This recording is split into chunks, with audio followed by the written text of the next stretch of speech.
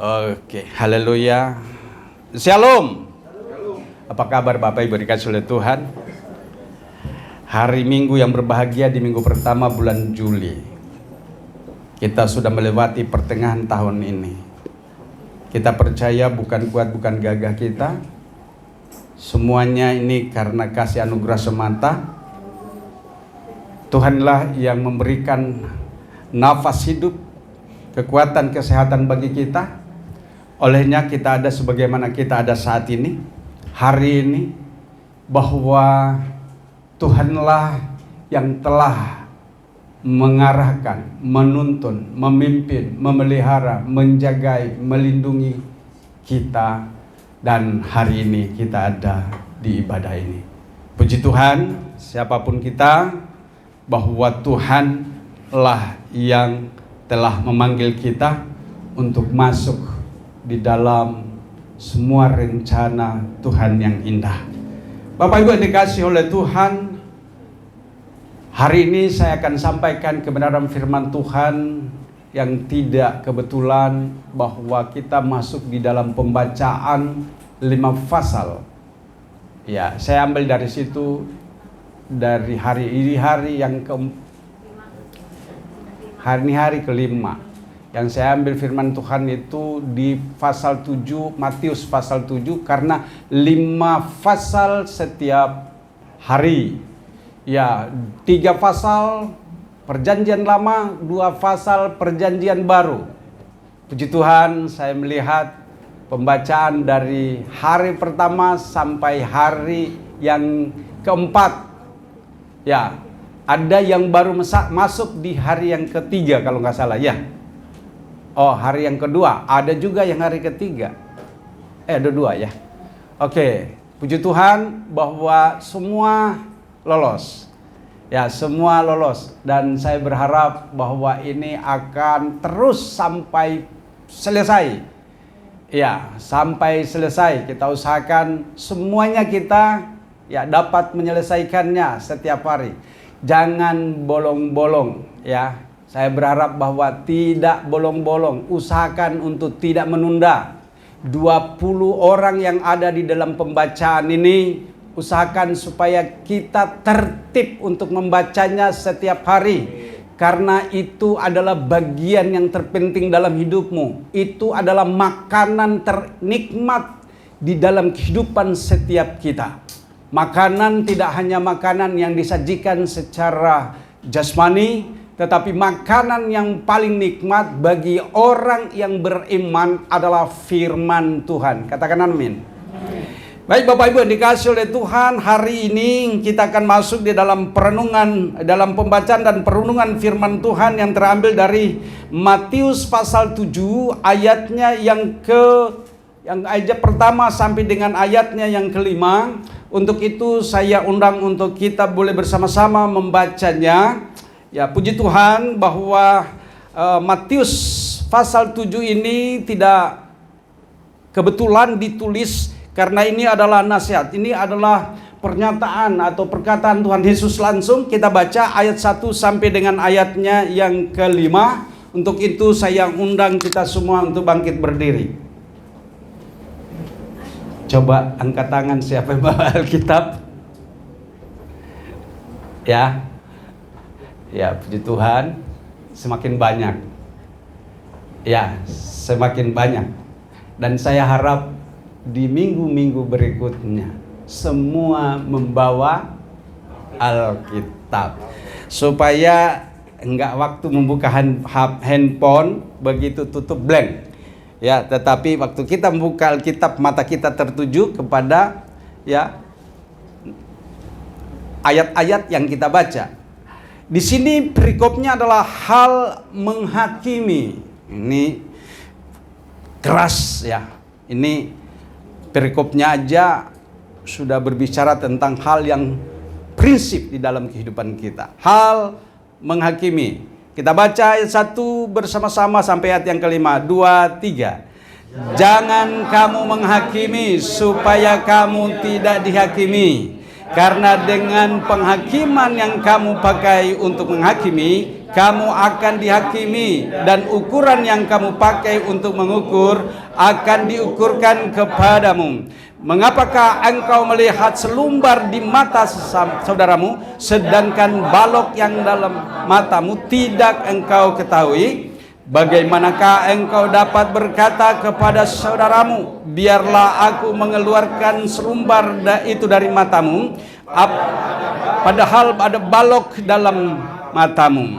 Hai orang munafik, keluarkanlah dahulu balok dari matamu, maka engkau akan melihat dengan jelas untuk mengeluarkan selumbar itu dari mata saudaramu.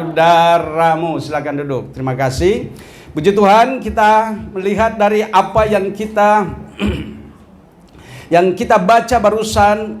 Di situ saya memberikan tema introspeksi sebelum menghakimi. Jadi jagalah kalimat-kalimat kita, kata-kata kita untuk orang yang kita pikir bahwa kita mungkin berniat untuk yang baik, tapi sebenarnya kita salah tempat. Matius pasal 7 ayat 1 sampai 5 ini memperingatkan kepada kita agar tidak saling menghakimi sesama kita. Bapak Ibu yang dikasihi oleh Tuhan, bahwa seringkali kita lupa bahwa ada niatan-niatan yang sebenarnya kita bermaksud baik tapi tidak pada tempatnya. Nah, oleh sebab itu Yesus di sini menegur kecenderungan manusia yang akan mencari kesalahan kecil pada orang lain. Itulah yang disebut dengan kata selumbar. Apa itu selumbar? Ini terlalu kecil ya, nggak kelihatan ternyata ya. Oke, baik. Apa itu kata selumbar? Selumbar adalah serpihan kayu yang paling kecil atau debu yang mungkin saja tanpa kita sengaja ketiup angin mengena kepada mata kita. Nah, ini yang disebut dengan selumbar. Sesuatu hal-hal yang mungkin terlalu kecil untuk dilihat dengan mata jasmani kita, tapi itu menghambat kita, menghalangi kita. Ya, mata kita tidak bisa terbuka karena kena serpihan kecil. Ya. Dan inilah yang seringkali terjadi di dalam keseharian kita. Hidup kita seringkali terjadi hal-hal yang kita tidak sadari. Bahwa saat kita melihat seseorang, kita hanya melihat kekurangannya. Kita hanya melihat hal-hal yang mungkin itu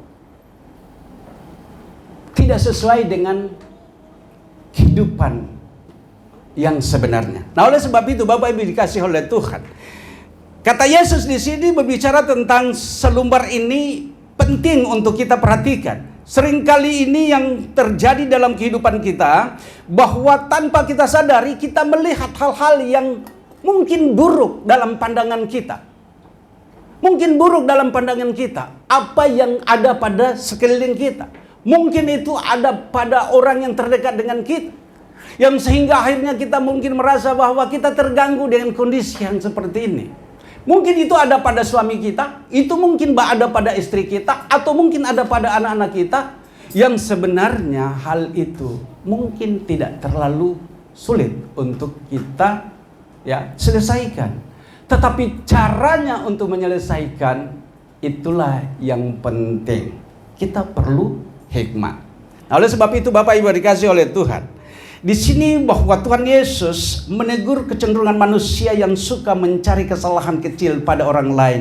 Itulah yang disebut dengan selumbar. Iya. Di ayat ini berbicara tentang hal yang sangat prinsip dalam keseharian kita. Iya, selumbar. Dan mengabaikan kesalahannya sendiri. Seringkali gini, kita maksudnya baik. Ini ya, ini firman ini jelas sekali ini bahwa seringkali kita ini mau menjadi orang yang peduli. Saya mau menasihati. Tapi caranya sehingga akhirnya itu justru bukan memperbaiki tetapi merusak. Makanya dikatakan di sini dikatakan ada balok di matamu. Jadi keluarkan dulu balok. Apa itu balok? Balok itu penyangga. Itu besar. Bayangin aja kalau balok itu ada di dalam mata kita. Tapi kan gak mungkin. Tapi inilah yang disebut dengan persoalan yang seringkali ada pada kita. Kebiasaan-kebiasaan buruk yang ada pada kita. Yang kita tidak sadari. Tapi hal yang kecil di dalam kehidupan orang lain. Itu kayaknya besar. Ya, sepertinya besar. Nah, oleh sebab itu Bapak Ibu yang dikasih oleh Tuhan. Ini ada istilah di Indonesia dikatakan gini, ya.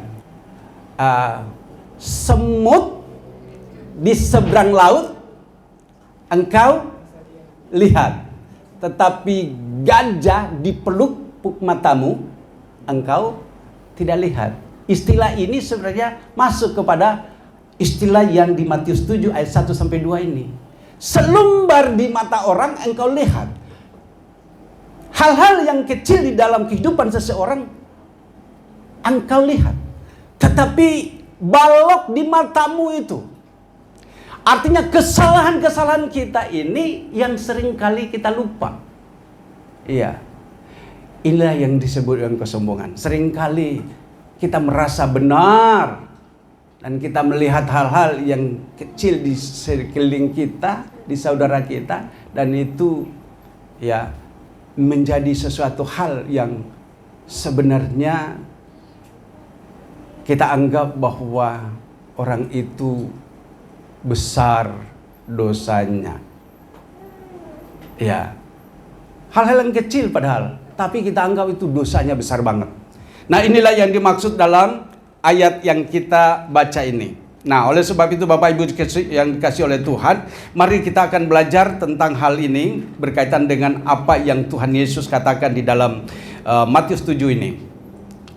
Pesan utama dari perikop yang kita bahas ini adalah introspeksi dan pengampunan. Nah, ini kita harus selalu ada introspeksi dalam diri kita dan kita tahu bahwa pada waktu kita menasihati seseorang, kita memang benar-benar tidak kedapatan untuk hal itu. Ya, jangan sampai kesalahan-kesalahan kita lebih besar ketimbang orang yang kita nasihati. Nah, ini yang berbahaya di dalam kehidupan, baik dalam keluarga, baik dalam pertemanan, baik dalam berjemaat. Ini menasihatkan kita ini, karena ini perkataan langsung kepada orang-orang yang diketahui, yang ada di sekeliling kita. Ya, berikut beberapa hal. Nah, tentunya di dalam kehidupan kita yang menyadari bahwa kita adalah orang yang tidak terhindar dari semuanya itu, maka kita harus meminta kepada Tuhan kesabaran penuh. Ya, dan kita harus memiliki belas kasih pengampunan. Ya, itu yang terpenting. Jadi kalau kita mengenal kebenaran, maka belas kasih pengampunan itu ada dalam diri kita. Itulah yang disebut introspeksi kita terhadap diri kita itu akan akurat. Sehingga pada waktu kita menasihati orang-orang di sekeliling kita, kita tidak kedapatan bersalah di dalam hal ini.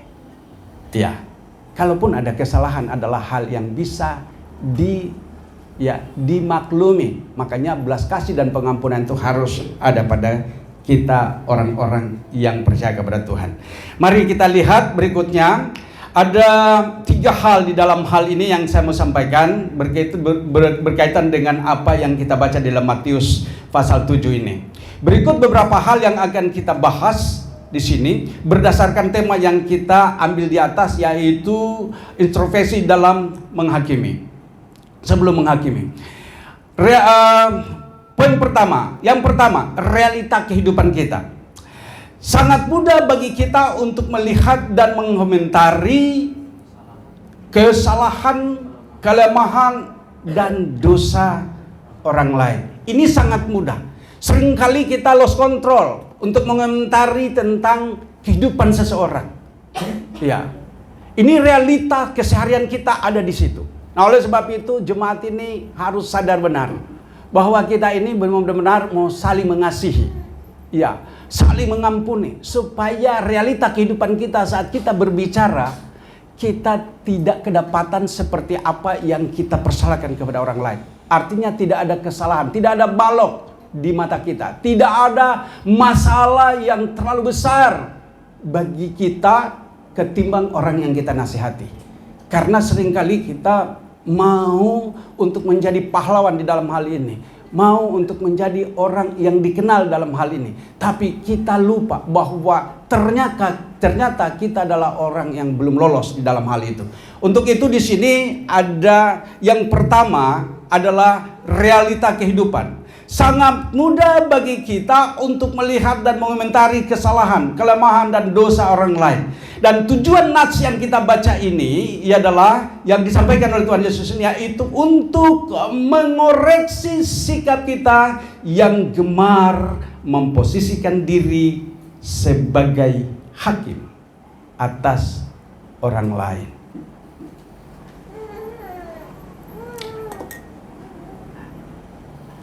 Ada kita lihat di sekeliling kita yang terjadi seperti ini? Sering? Apakah kita terhindar dari semuanya itu? Semua manusia yang masih ada di daging ini ada potensi yang besar untuk kita menjadi pelaku. Ada potensi yang besar untuk kita melanggar. Oleh sebab itu diingatkan kepada kita lewat Matius pasal 7 ayat 1 sampai dengan ayat yang kelima ini. Nah, yang pertama, realita hidup kita, realita kehidupan kita. Yang kedua ini ada 3 hal yang perlu kita bahas, ya. Yang pertama tadi realita kehidupan, ya. Yang kedua, ada 3 hal yang utama untuk kita pelajari dari Matius pasal 7 ayat 1 sampai dengan ayat 2. Kita baca dulu. Coba keluarkan dulu. Di sini dikatakan, jangan kamu menghakimi supaya kamu tidak dihakimi. Di sini jelas Yesus mengatakan jangan engkau menghakimi supaya engkau tidak dihakimi. Kenapa? Karena setiap orang pasti potensi untuk berbuat salah ada.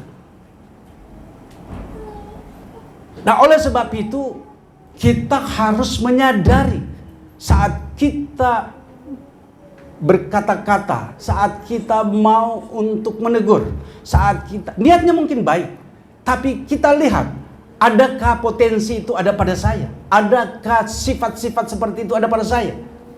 Kita tidak akan lolos dari hal ini, tapi minta tuntunan Roh Kudus yang akan memampukan kita. Poin A dari yang kedua ini, yaitu bahaya menghakimi. Ayat 1 dan 2. Ayatnya kedua dikatakan, karena dengan penghakiman yang kamu pakai untuk menghakimi, kamu akan dihakimi, dan ukuran yang kamu pakai untuk mengukur akan diukurkan kepadamu. Ada enggak yang kira-kira kita terhindar dari kalimat ini?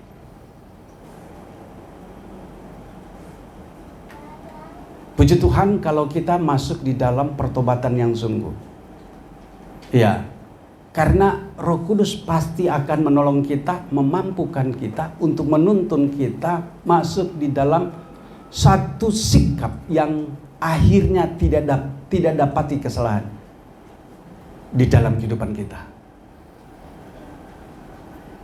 Bapak Ibu yang dikasihi oleh Tuhan, Matius pasal 7 ayat 1 dan 2 ini jelas sekali bahwa ini harus diperhatikan, karena seringkali kita tidak melihat hal ini sebagai sesuatu hal yang penting dalam kehidupan kita. Ayat 1 dan 2 ini dikatakan, jangan kamu menghakimi supaya kamu tidak dihakimi. Ayat 2, karena dengan penghakiman yang kamu pakai untuk menghakimi, kamu akan dihakimi, dan ukuran yang kamu pakai untuk mengukur akan diukurkan juga kepada kita. Nah, oleh sebab itu Bapak Ibu yang dikasih oleh Tuhan, perhatikan tentang kalimat pasal 7 ayat 1 dan 2 ini. Ada dua hal dalam hal ini, di dalam bahaya menghakimi sesama. Janganlah kamu menghakimi supaya kamu tidak dihakimi. Pernyataan ini mengajarkan kita untuk dapat membedakan yang benar dari yang salah. Di ayat 1 ini adalah suatu pernyataan dari Tuhan Yesus untuk mengajarkan kepada kita untuk membedakan yang benar dari yang salah. Seharusnya kita sudah memahami dan mengerti mana sih yang salah, mana yang benar. Tapi sebenarnya kata benar dan salah ini seringkali berjalan bersama dalam kehidupan setiap orang. Saat kita memperkatakan yang benar, sebenarnya yang ada, yang salah, kesalahan ada pada kita. Itu dikatakan oleh Paulus dalam Roma pasal 7. Ya, Roma pasal 7 dikatakan, saat aku berpikir untuk benar, justru yang salah itu ada padaku. Roma pasal 7 ayatnya yang keberapa itu ya? Coba kita buka dulu.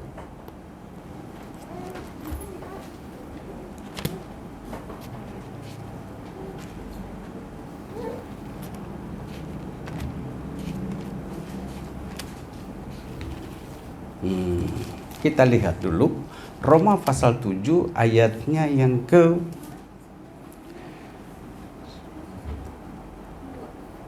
coba ayat 18. Sebab aku tahu bahwa di dalam aku, yaitu di dalam aku sebagai manusia, tidak ada sesuatu yang baik. Sebab kehendak memang ada di dalam aku, tetapi bukan hal berbuat apa yang baik. Ayat 19, sebab bukan apa yang aku kehendaki, yaitu yang baik, yang aku perbuat, melainkan apa yang tidak aku kehendaki, yaitu yang jahat, yang aku perbuat. Jadi jika aku berbuat apa yang tidak aku kehendaki, maka bukan aku lagi yang perbuatnya, tetapi dosa yang diam di dalam aku. Demikianlah aku dapati hukum ini. Jika aku menghendaki berbuat apa yang baik, yang jahat itu ada padaku. Ayat 21. Seringkali aku ingin melakukan sesuatu hal yang benar dalam pandangan pikiran saya.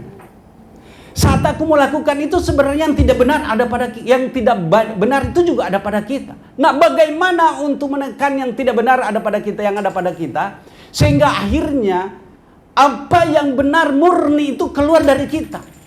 Karena kita sadar bahwa kita bukan orang benar. Tetapi kebenaran Tuhanlah yang memerdekakan kita. Roma 8 ayat 1 dan 2. Kekuatan hukum Taurat itu kan ada di dalam daging. Nah, oleh sebab itu seringkali kita lupa bahwa saat kita benar, sebenarnya yang tidak benar juga ada pada kita. Nah, oleh sebab itu kita harus lebih sungguh-sungguh hidup dalam kebenaran supaya kita teruji. Ini jelas Rasul Paulus menekankan tentang hal ini. Kita harus banyak belajar di dalam hal ini. Karena kita kadang-kadang, wah saya udah hafal Alkitab, tapi hidup kita tidak selaras dengan firman itu sendiri. Justru kita ini, ya Matius pasal 7 juga ayatnya yang ke-20 berapa di sana, ya, bahwa bukan orang yang berseru-seru. Ya. Seringkali kita merasa bahwa saya sudah melakukan mujizat, sudah banyak hal yang saya lakukan. Tapi Tuhan Yesus katakan, aku tidak mengenal engkau. Nah, oleh sebab itu Bapak Ibu yang dikasih oleh Tuhan, dari Matius pasal 7 ayat yang 1 dan sampai dengan ayat yang kelima ini penting untuk kita renungkan dengan baik. Adakah saya memenuhi syarat?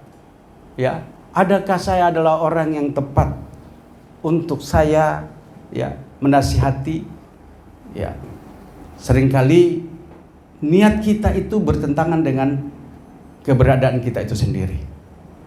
Nah, oleh sebab itu kita harus banyak belajar dalam hal ini.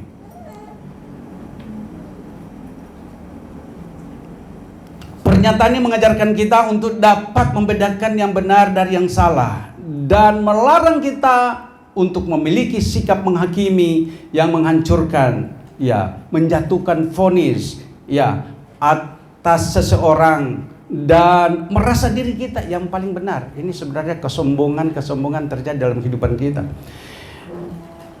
Selanjutnya, Tuhan menerapkan hukum tabur tuai. Ini ayatnya yang kedua. Di situ dikatakan, apa yang kamu ukurkan, penghakiman seperti apa yang disebut dengan penghakiman ini, itu akan dikenakan kepada kita.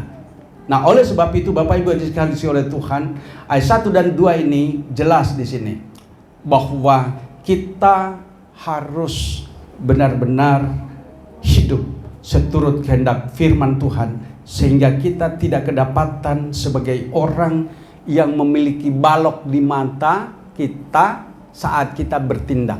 Ya, kita melihat kesalahan orang, tapi sebenarnya kesalahan kita lebih besar. Nah, ini penting untuk kita introspeksi diri kita masing-masing. Poin B, ayat yang ketiga dan keempat. Coba kita baca ayat yang ketiga dan keempat. Ini simpel kalimat-kalimat yang disampaikan ini, tapi prakteknya sulit untuk kita, ya, jalani. Ayat yang ketiga dan empat, kita baca bersama. Mengapakah engkau melihat selumbar di mata saudaramu, sedangkan balok di dalam matamu tidak engkau ketahui? Bagaimanakah engkau dapat berkata kepada saudaramu, biarlah aku mengeluarkan selumbar itu dari matamu, padahal ada balok di dalam matamu. Ini berbicara tentang fokus kita. Kita harus fokus kepada kebenaran firman Tuhan yang bisa membenarkan kita. Mungkin kita berpikir, saya tidak melakukan kejahatan, saya mau berbuat baik, saya mau berusaha. Itu bagus. Tapi seringkali kalau berbicara dengan apa yang disebut dengan usaha kita, itu terbatas. Kita merasa bisa aja akhirnya karena apa yang saya anggap baik menurut saya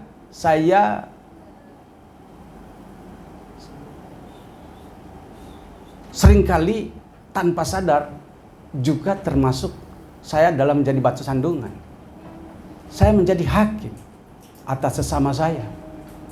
Nah, ini yang dimaksud dengan apa yang dikatakan di dalam ayat yang ketiga dan keempat ini. Yang di ayat yang ketiga, mengapakah engkau melihat selumbar di mata saudaramu, sedangkan balok di dalam matamu tidak engkau ketahui?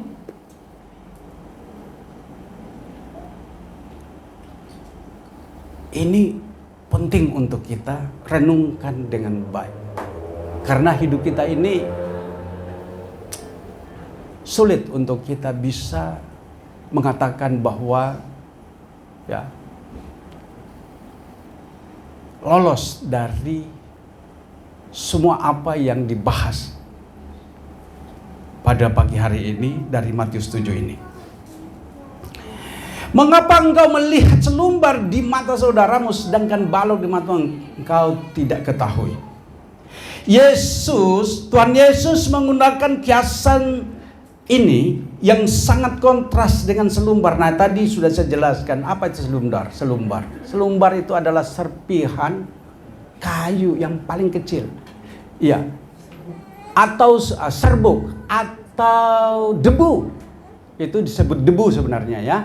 Nah, itu tanpa kita ketahui masuk ke mata kita. Nah, seringkali bahwa ini menjadi penghambat kita, ya, di dalam memandang kebenaran, ya. Tapi banyak orang yang mungkin sudah merasa bahwa, ya, saya ini kan hidup hari-hari saya adalah giat, ya, giat di dalam pelayanan, khususnya untuk hamba-hamba Tuhan dalam hal ini. Merasa sudah benar, kemudian dia kemudian merasa bahwa punya hak untuk menegur, punya hak untuk menasihati. Benar, itu bagus. Karena itu adalah tugas panggilan kita. Tetapi jagalah dirimu supaya hal itu, saat engkau melakukan itu, ternyata murni dari apa yang kau katakan itu tidak terjadi pada dirimu. Nah, oleh sebab itu dikatakan di ayat yang ke-3 dan ke-4 ini penting untuk kita pelajari dengan baik. Bapak Ibu dikasih oleh Tuhan, dalam apa yang kita tahu berkaitan dengan Matius 7 ayat 3 dan ke-4 ini, bahwa selumbar dan balok itu penting untuk kita renungkan dengan baik. Selumbar adalah potongan atau serpihan kecil, kayu atau debu. Sedangkan balok adalah penyangga rumah di sini. Atau ada balok, lihat enggak truk-truk itu kalau jalan dia bawa balok-balok itu, potongan-potongan kayu, itu disebut balok.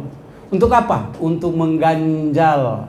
Kalau mobil itu ada di tanjakan, dia tidak mampu untuk naik, maka bawa balok. Nah, besar itu balok itu ya. Nah, itu balok itu bisa menahan puluhan ton. Masalah yang ada tapi yang di sini kebalikannya, balok yang ada di sini itu adalah masalah dalam diri seseorang. Kebiasaan buruk dalam diri seseorang, tapi dia tidak lihat bahwa dia adalah orang yang tidak pantas untuk memberikan kata-kata kepada sesamanya, karena ternyata dia adalah pelanggar dari kebenaran. Ini seringkali banyak masalah di dalam kehidupan kita yang kita tidak sadari. Nah, oleh sebab itu Bapak Ibu yang dikasih oleh Tuhan, ini penting untuk kita renungkan. Yang ketiga, masih di poin 2, teguran terhadap sikap munafik. Itu ayat yang kelima. Ayat yang kelima. Coba tayangkan ayat yang kelima. Hai orang munafik, keluarkanlah dahulu balok dari matamu, maka engkau akan melihat dengan jelas untuk mengeluarkan selumbar itu dari mata saudaramu. Bapak Ibu yang dikasih oleh Tuhan, jadi hidup di dalam kebenaran firman Tuhan. Kenapa hari-hari kita tegaskan? Baca Alkitab. Baca, puji Tuhan. Kita sekarang ini sudah serentak. Sudah ada yang hari kelima, moga-moga hari ini tidak ada yang nunda lagi. Katakan amin. Karena ini penting buat kita loh. Ini bukan untuk saya loh, bukan untuk Bu Gembala loh. Ini untuk pribadimu. Kalau kau baca Alkitab itu untuk pribadimu, berguna untuk hidupmu. Kami hanya menyarankan. Coba bayangkan kalau kami suruh supaya baca Alkitab, tapi kami sendiri tidak membaca. Apa ini yang di sini dikatakan?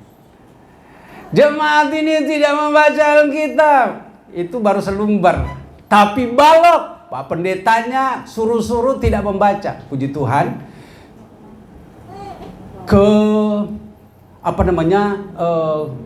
Kerinduan kita semua untuk membaca Alkitab. Ini semua di sini disarankan untuk harus baca Alkitab karena ini penting. Itu adalah bagian sangat penting dalam kehidupan setiap orang. Mungkin kita merasa nggak perlu saya baca sendiri. Silakan aja baca sendiri. Tapi puji Tuhan, di dalam kesetiaan sudah berapa kali kita memulai dari Kejadian sampai Wahyu. Ada yang juga ada kelompok yang kedua itu yang disarankan dari Matius saja sampai Wahyu. Tapi puji Tuhan, karena memang semua kita harusnya membaca Alkitab ini. Dan saya melihat, tidak tahu di sini sudah ada yang belum menamatkan pembacaan? Ada? Masih banyak. Oke ya, tidak apa-apa. Kita belajar.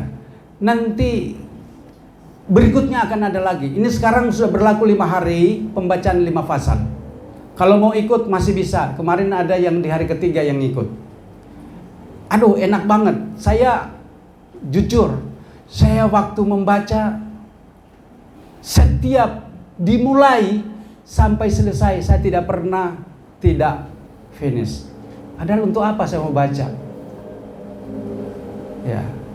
Ini berbicara tentang supaya saya tidak kena pasal. Saya suruh membaca tapi saya sendiri tidak baca. Ini juga berbicara tentang keteladanan.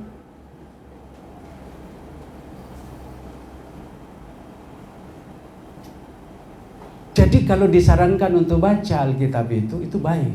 Baca aja lah ya. Siapa yang mau ikut? Masih bisa. Ya. Masih bisa itu diikuti. Ya. Karena baru hari kelima. Jadi bagi yang belum ikut, karena ada yang membaca di 3 pasal juga yang sedang berjalan saat ini. Sedikit lagi akan selesai. Tapi baik, saya kira mari kita sama-sama untuk memang benar-benar serius untuk membaca Alkitab, karena dari situlah sumber kehidupan, nutrisi bagi roh kita. Teguran terhadap sikap munafik ini di ayat yang kelima itu jelas sekali. Di situ berbicara tentang hal yang prinsip. Tuhan Yesus menyebut sikap ini sebagai kemunafikan. Makanya dikatakan bahwa hai orang munafik, keluarkanlah dahulu balok dari matamu. Di sini berbicara tentang hal yang prinsip. Karena kita seringkali berpura-pura peduli kepada kerohanian. Ya. Kita berpura-pura, bukan sungguh-sungguh, tapi kita berpura-pura. Makanya pada waktu kita mau mengikuti aturan untuk pembacaan Alkitab itu sebenarnya harusnya sikap kita tulus untuk memang mau membaca. Karena kalau tidak tulus, kita akan seperti orang yang membaca apa ya, sambil lewat gitu, reklame gitu ya. Kalau membaca koran, ada orang yang suka yang memang hobi untuk baca koran. Bahkan ada yang hobi membaca buku-buku, makanya dia beli buku-buku banyak. Iya, untuk mengisi tentang pengetahuannya. Tapi ada ini satu buku yang penting untuk mengerti tentang kebenaran. Itu penting. Ya, jadi kita tidak hanya sekedar untuk membaca, tetapi supaya kita faham tentang kebenaran. Nah, beli Alkitab ini. Banyak buku yang mengajarkan tentang pengetahuan yang baik. Tetapi pengetahuan tentang kebenaran hanya satu bukunya, yaitu Alkitab. Jadi belilah Alkitab kalau belum punya. Ya, kalau mengandalkan HP nggak bisa. Ya, saya mau bilang bahwa HP itu hanya sesaat aja mungkin bisa. Ya, saat engkau terdesak. Tapi kalau engkau mau fokus untuk pemahamanmu terhadap kebenaran firman Tuhan, punya Alkitab. Dan kalau mau membaca, saran saya, baca lewat Alkitab. Yang lalu-lalu saya masih juga baca di handphone. Tapi sekarang ini pembacaan saya tandain. Di Kejadian pasal yang keberapa saya tandain. Kemudian di Perjanjian Baru saya tandain. Saya sudah di hari keberapa. Dan hari ini yang seharusnya kita udah masuk di dalam pembacaan di Matius pasal 9-10. Makanya kemarin itu pembacaan kita di Perjanjian Baru yaitu adalah pasal 7 dan 8. Nah, yang saya ambil dan saya bawa hari ini adalah di pembacaan kemarin di pasal 7. Bapak Ibu dikasih oleh Tuhan, seperti yang saya sampaikan tadi bahwa kalau saya menegur tanpa saya melakukan, maka tentunya kena pasal balok di mata saya. Tetapi saya mau kasih tahu, saya tidak bangga dengan saya baca berapa kali. Enggak. Yang saya bangga adalah saya mengerti kebenaran. Nah, bagaimana saya bisa mengerti kebenaran kalau saya tidak membaca Alkitab ini? Nah, oleh sebab itu saya harus baca dengan sungguh-sungguh. Baik Bapak Ibu dikasih oleh Tuhan, Tuhan Yesus menyebut sikap ini sebagai kemunafikan. Karena kita berpura-pura peduli pada kerohanian orang lain, padahal motivasi batin kita rusak.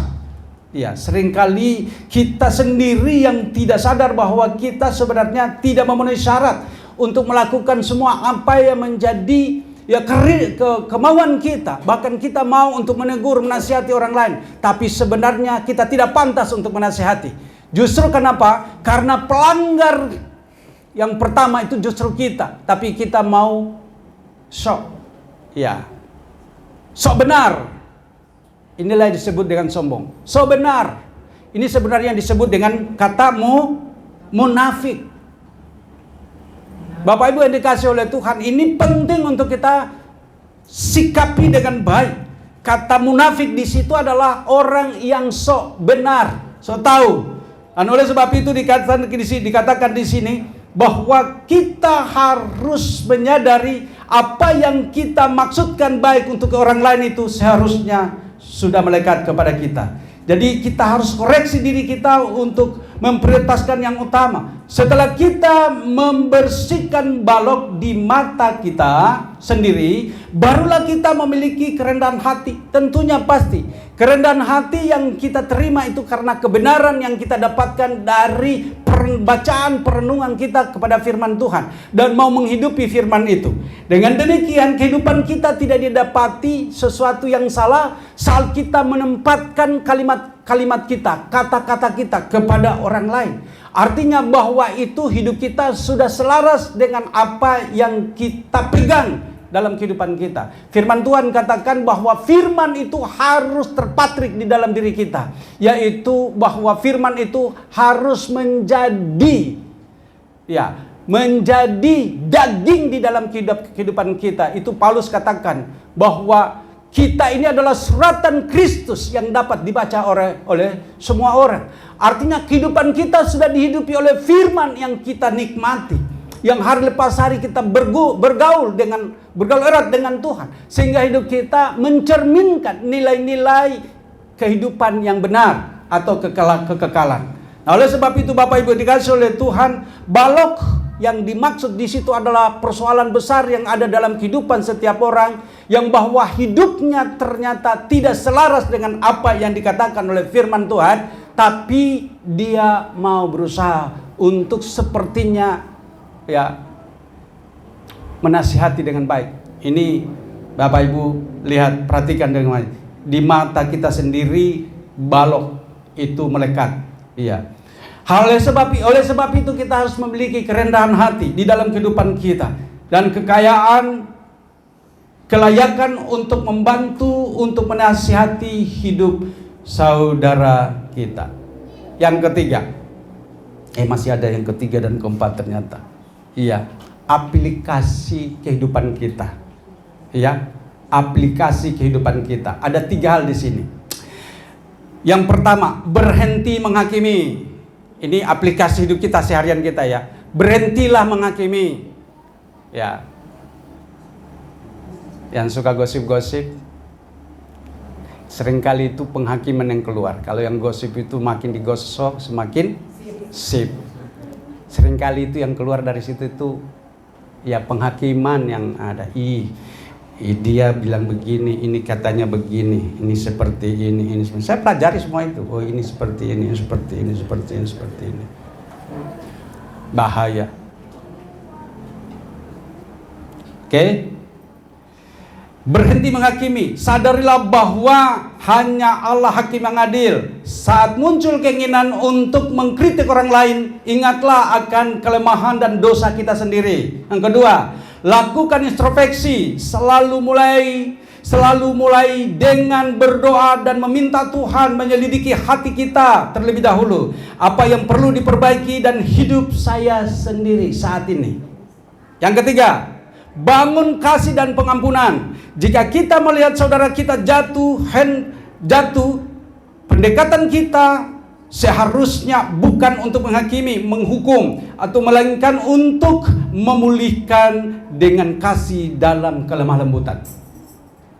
Sebagai kesimpulan yang terakhir, dikatakan demikian. Yang terakhir ini, berapa jam nih? Ya, yang terakhir sebagai kesimpulan, menghakimi mencerminkan kesombongan, sementara kerendahan hati dimulai dengan evaluasi diri. Itu tadi sudah diuraikan tadi ya. Marilah kita menjadi jemaat yang lebih fokus mengoreksi diri sendiri daripada sibuk mencari kesalahan orang lain, sehingga hidup kita memancarkan kasih Kristus yang sejati. Demikian firman Tuhan hari ini bagi kita ya. Jadi sebagai kesimpulan, benahilah diri kita masing-masing. Tuhan memberkati. Kita akan masuk di proses lebih lanjut. Kita akan masuk di dalam perjamuan kudus. Untuk itu saya undang ya kita semua yang mengalami